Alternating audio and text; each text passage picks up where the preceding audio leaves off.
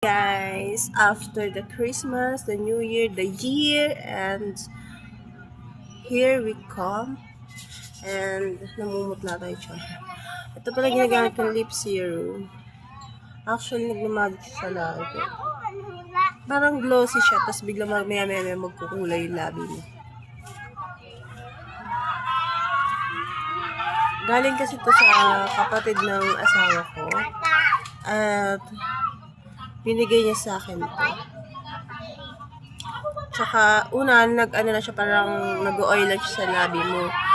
Anti-dryness din siya sa lips. Tapos, biglang maya-maya may kulay na siya. Lip serum. By the way, share ko sa inyo.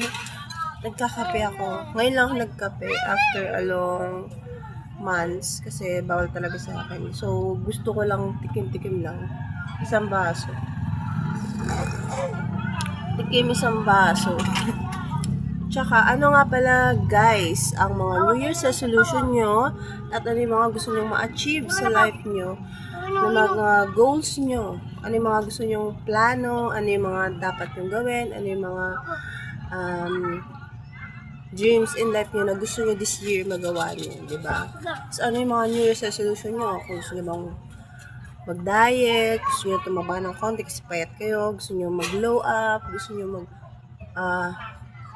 i-boost yung confident nyo, comment nyo na, diba? Para may mga ma-share naman tayo sa iba na makakuha sila ng mga idea sa life nila. Ako, hindi ko naman pinaplanong pumayat, hindi ko pinaplanong tumaba, kasi parang sakto lang din yung katawan ko, hindi ako sobrang taba, hindi ako sobrang payat.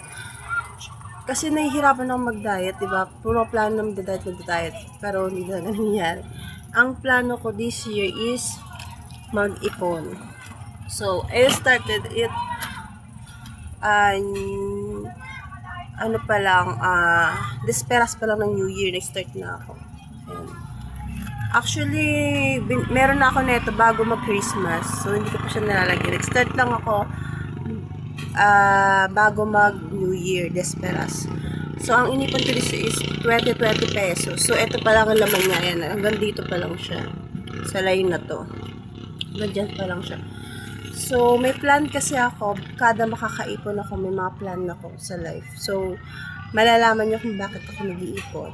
So, bakit ko siya pinagtsatsagaan. Actually, mga benta ko sa tindahan na may makikita akong 20 pesos. Dito ko siya nilalagay.